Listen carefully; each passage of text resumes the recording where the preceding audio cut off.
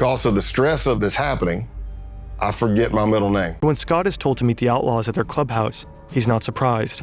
They probably want to go over the plan one last time. Scott arrives. The place is familiar. He's been here countless times. He knows what's behind every door in the building, except one. Clothesline leads him to that very door. Now he realizes that something is wrong. Scott is told to strip. They need to check him for a wire.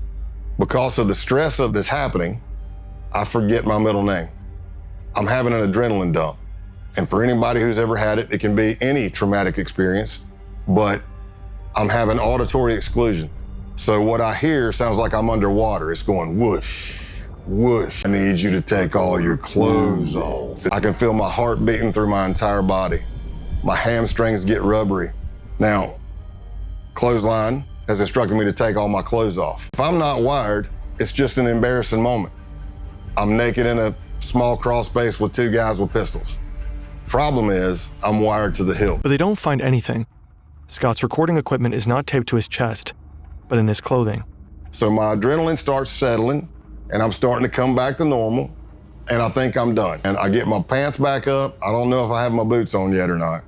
And then Clothesline grabs a piece of clothing that I was wearing. And that piece of clothing has a recording device in it. And I'm watching him, and he starts grabbing the clothing, and he's going through it nice and slow with his fingers. And I don't realize I do it, but there's an audible sigh. You can hear me go, because I don't even know. I don't even know I'm doing it. And he looks right at it and misses it. And I live to fight another day.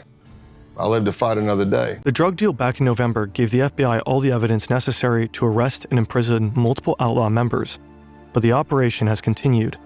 Until today, the day of the takedown.